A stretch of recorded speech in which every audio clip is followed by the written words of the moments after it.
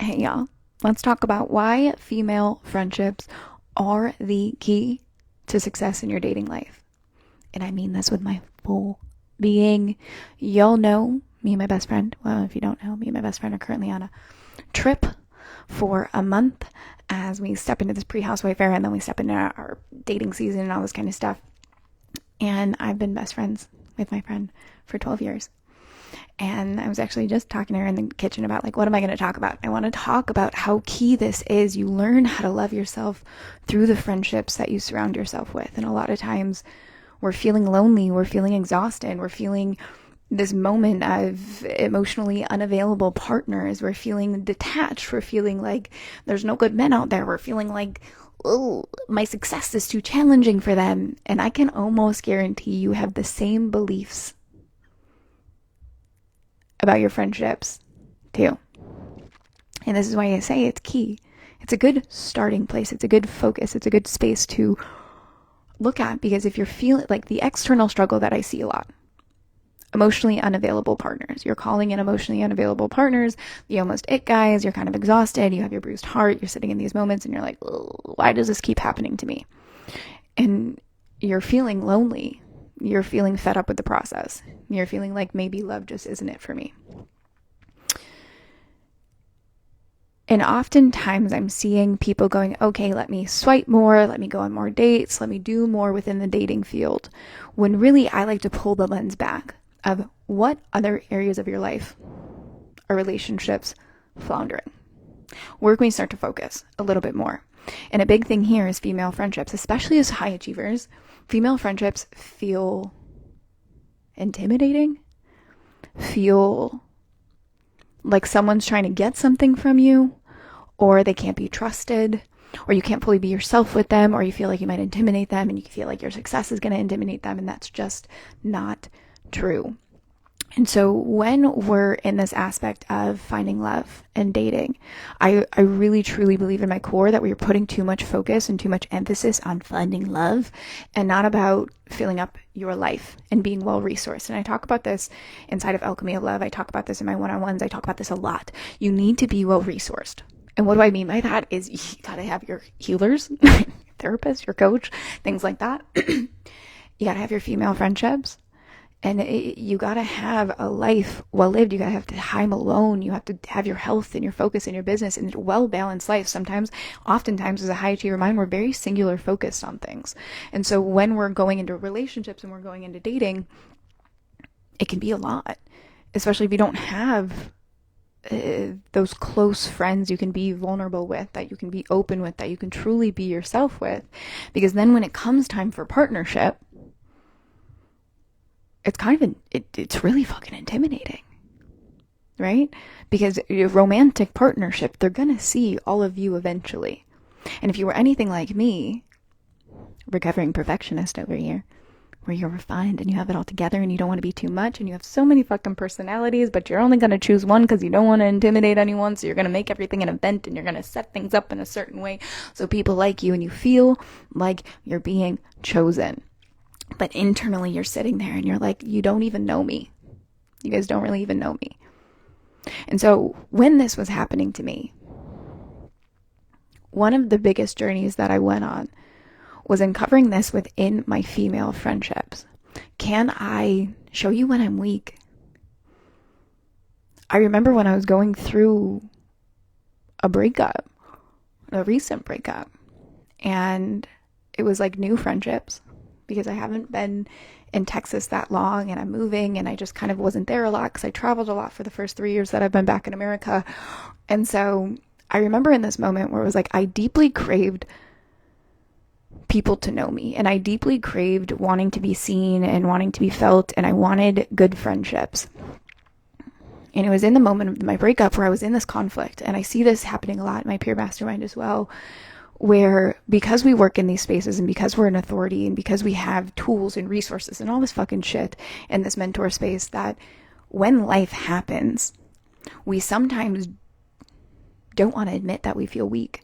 And so we isolate ourselves instead of asking for the support that we actually want.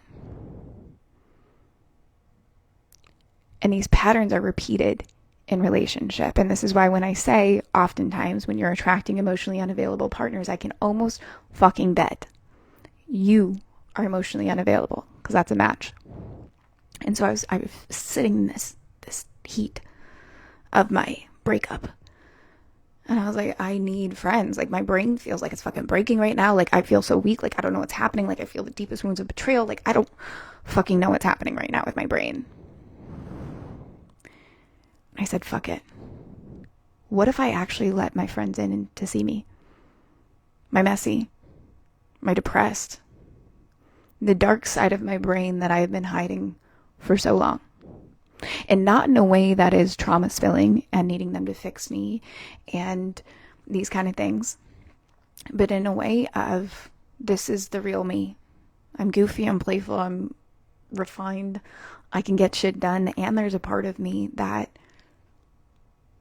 gets really fucking sad sometimes, currently in the moment, and feels weak, and doesn't want to find a solution right now, and just wants to eat ice cream with pants off and a fork. And my friendships 10x'd. Even a friendship, my best friend, Marina, you guys know how much I love her. You see all my stories. Even that one, we've been friends for 12 years. So many different iterations within our friendship. So many different lifetimes we have lived separately and together. And even currently in this state of knowing each other even on a deeper level, because we're being more vulnerable, we're practicing that together. How much more can I let you in to see me without having to have a solution, without having to project, without having to protect the ego, without having to do these things? How can I really let you see me? I was just outside having the conversation with her. She was like, what are you going to talk about? I was talking about this because through these friendships that I'm currently in, this is the season. I shared this on my stories yesterday because I'm doing my mid-year review. I do this every year, middle of the year. I get it. It's not middle of the year. Don't judge me on that. I'm a month late. But hey, we're going with the Lionsgate portal on that one. But reviewing like the first half of this year and seeing how that was very much romantic love. And I have a lot of love for that chapter of my life and a lot of gratitude because a lot of people don't get to experience that type of love. And I did, even if it didn't end up the way that I wanted it to. And then the second half of the first half, it's a fun one, is all about sisterhood. Because when ruptures happen, when things don't go as planned, when life becomes sticky, high achievers, we don't ever want to show that because we want to be strong. We want to have it look like we're all together. But I know deep inside of you is the same thing that I craved, where it was like, but I want someone to love these parts of me. And that's where when I talk about this stuff, and I looked at, and you guys hear me say this about, different relationship stuff, and in the past when I look at my patterns, I'm like, I can bitch about men being unavailable, but if I actually look at things, I was unavailable for these parts of myself to come forward. Because I was afraid of what it would mean. I was afraid of what they would think. I was afraid of what they would perceive. Ooh, do you hear that thunder? I was afraid. And so it was in that moment of how accepting, one, of myself can I be in this moment? And two, how can I allow myself to be accepted by the people around me? And this has completely transformed my relationships. Because the key point in relationships is acceptance. You want to be accepted, and so does the person that you're dating or in relationship with. There's a key aspect, key element of relationship. We just want to be accepted for who we fucking are.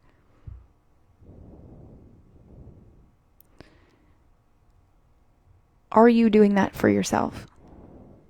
And are you then opening that up within your friendships, within your sisterhood? That feels so much more vulnerable. I say this because friendship breakups and stuff, they hurt way more than actual breakups. And so we get afraid of it because it's vulnerable. We've all been bruised by something, right? I've had high school bullies. I've had neighborhood bullies. I've had friendships that I thought would last a lifetime. They're tattooed on my body that we don't speak. Like, there are so many bruised hearts when it comes to the element of female friendships. And so we get to this age and we get older and we're like, oh, I'm not going to really give you all of me. You're going to be my fun friend. We're going to go to happy hour. We're going to go to these things. You're going to be my gym buddy. We're going to do these things. But the actual parts of me, I'm not going to let you in on. Emotional unavailability.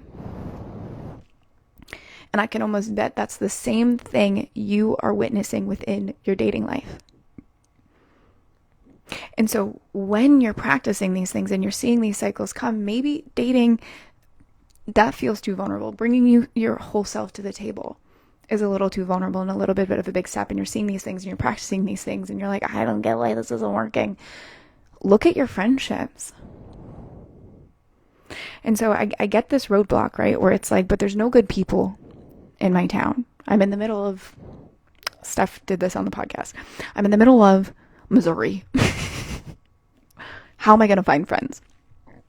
And that might be your conflict, where it's like, I'm in the middle of, I'm not in a city, I'm in this small little isolated place. How am I going to find friends? None of those people don't exist here. I hear this one a lot. I hear it in friendships and I hear it in dating, because friendships and dating are the same damn thing, you know? The truth is, if you exist there, why wouldn't they?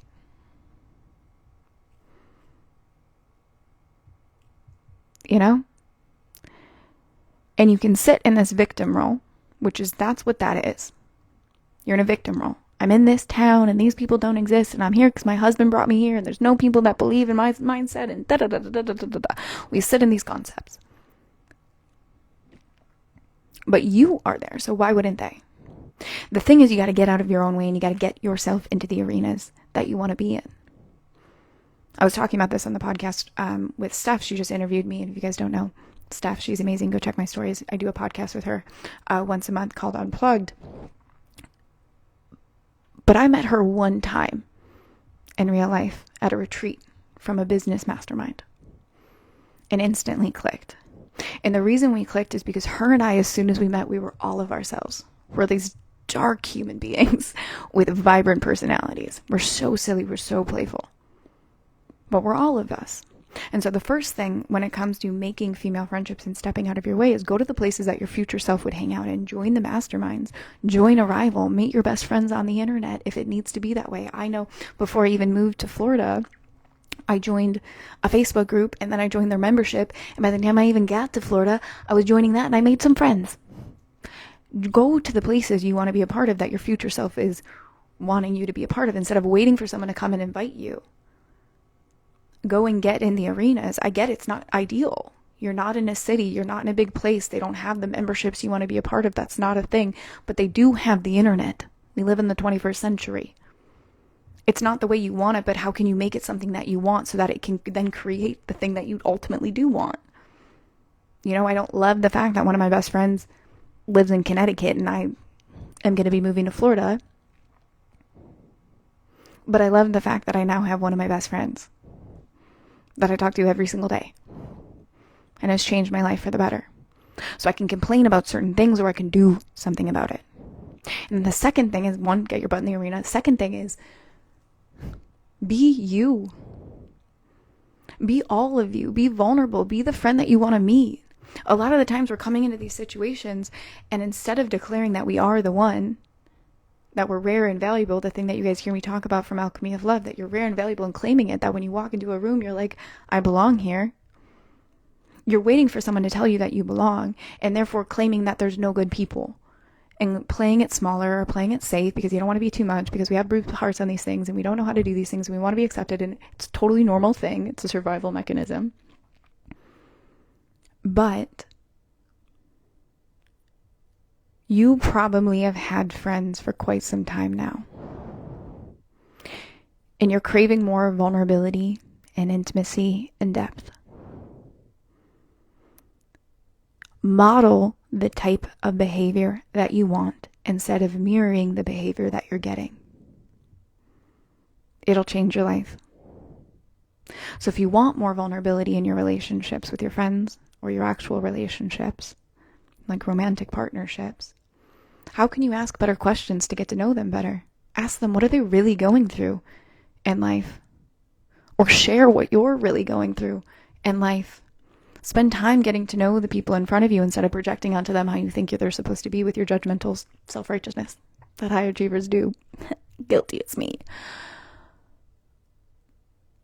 But if you walk into the room and you're like, I belong here, all of me, my messy, my weak, my self-righteousness, my jealousness, my insecurities, because every single person in the room is probably a little bit insecure because we're all sitting there thinking that we don't belong, but hey, we all showed up, so hey, what's up? When you can come into the room and go, you know, I'm rare and valuable and I belong here. I'm going to bring all of me to the table. You invite vulnerability. What is it? Brene Brown says is vulnerability breeds vulnerability. That's why I love this podcast. I tell you guys all my fucking shit. And then you guys tell me all your fucking shit and it's great. We're all just looking for a place to belong. So instead of waiting for someone to mirror to you vulnerability and waiting for that person to give you the go-ahead to be emotionally available and to open yourself up, can you choose? Like, you will be okay if they don't match it, right? Like, that's the thing with mirroring and modeling. You get to model the type of behavior that you want.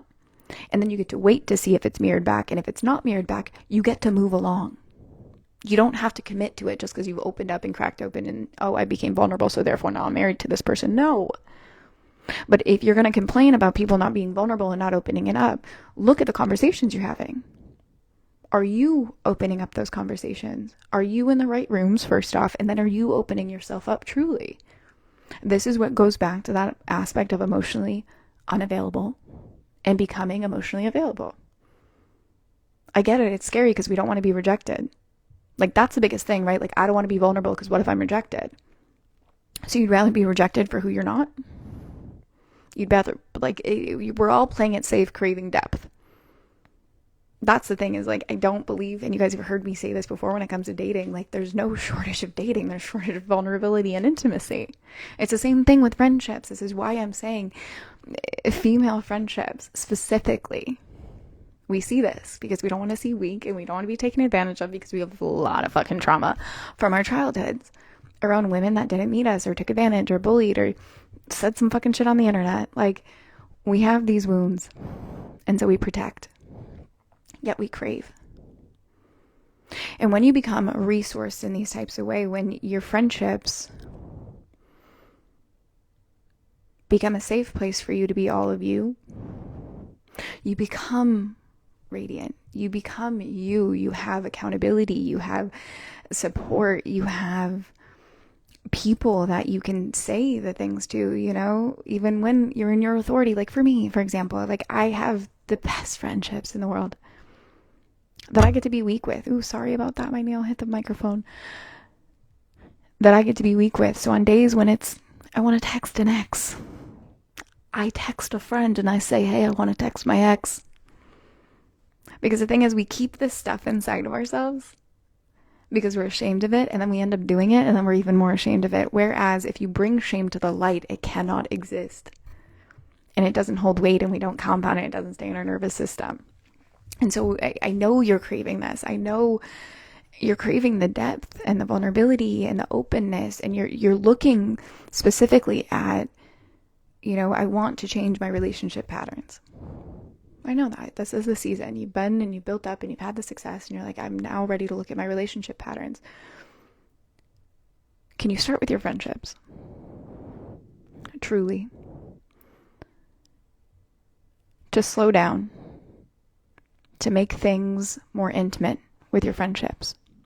To not make everything such an event or group settings. Like creating actual intimacy. One-on-one. Getting to know them, listening, paying attention, being receptive, collaborating, accepting.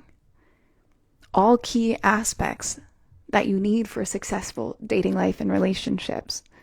Practicing that within your friendships. It doesn't have to be, you know, actually, and the most important thing that I want this to be when it comes to friendships is playing.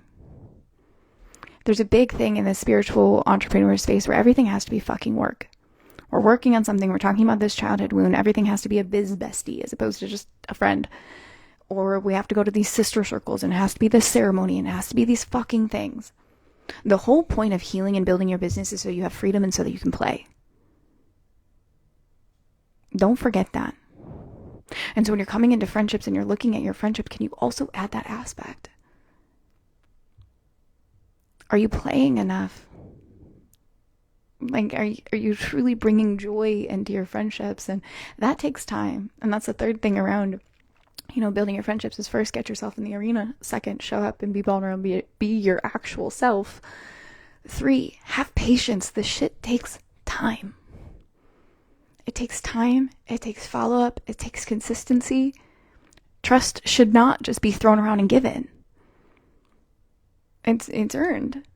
Right? And so trusting that, at first it might not hit off like right away, the hot twin flame kind of vibe that we're so addicted to. But can you make it this slow burn? Like, that's the feminine. That's the sacred part of the feminine, is the slow burn. Using that even with your friendships, when you're new to this and you're trying to extend your friendships and you're trying to find people that are more in alignment with who you want to become and who you're becoming. It's going to be slow. It's okay if the first date doesn't go as planned. It's okay if someone's a little weird. Like, the amount of friendships I've had to go through in my lifetime defines the ones that are now here. Monumental. There's so many. And they all had their purpose and their meaning in those times. But have patience in that process.